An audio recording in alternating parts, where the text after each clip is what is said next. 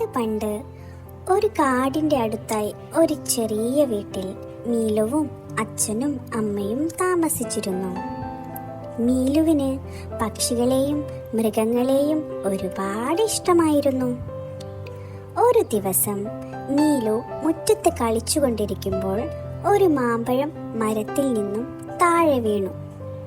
നല്ല മഞ്ഞ നിറമുള്ള വലിയ മാമ്പഴം. മീലുവിനത് കണ്ടപ്പോൾ വായിൽ വെള്ളം വന്നു. അവൾ ആ മാമ്പഴം എടുക്കാൻ ചെന്നു.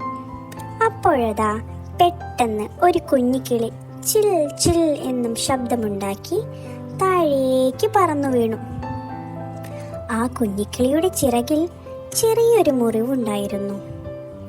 അതിന് പറക്കാൻ വയ്യാതെ വിഷമിച്ചിരിക്കുകയായിരുന്നു. മാമ്പഴം കഴിക്കാൻ തോന്നിയ മീലുവിന് പെട്ടെന്ന് കുഞ്ഞിക്കിളിയോട് സങ്കടം തോന്നി.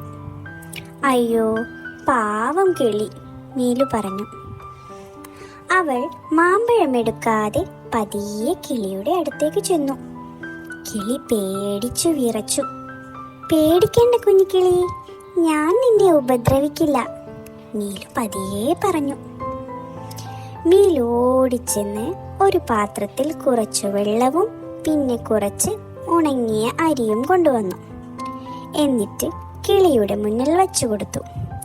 മെല്ലെ മെല്ലെ മുറിവേറ്റ ചിറകിൽ തലോടിക്കൊടുത്തു. കിളി മെല്ലെ വെള്ളം കുടിച്ചു. മീലുവിന്റെ സ്നേഹം കണ്ടപ്പോൾ കിളിയുടെ പേടി മാറി. കുറച്ചു കഴിഞ്ഞു മീലു അമ്മയെ വിളിച്ചു കൊണ്ടുവന്നു. അമ്മ കിളിയുടെ മുറിവിൽ മരുന്ന് വെച്ചു കൊടുത്തു. 2 ദിവസത്തിന് ശേഷം കിളിയുടെ മുറിവെല്ലാം ഉണങ്ങി. ചിറകുകൾക്ക് നല്ല ശക്തിയായി.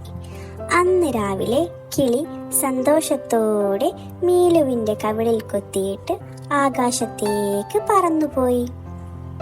അപ്പോൾ മീലുവിനൊരു സന്തോഷം തോന്നി. ഞാൻ മാമ്പഴം കഴിക്കുന്നതിനേക്കാൾ വലിയ സന്തോഷം ഇതല്ലേ.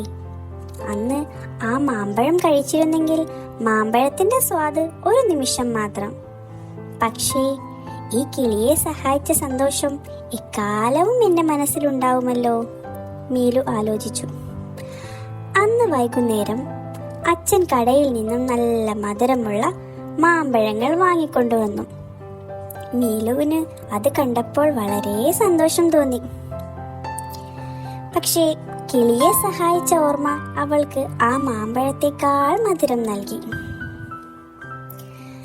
മറ്റുള്ളവരെ സഹായിക്കുന്നതാണ് ഏറ്റവും വലിയ സന്തോഷം.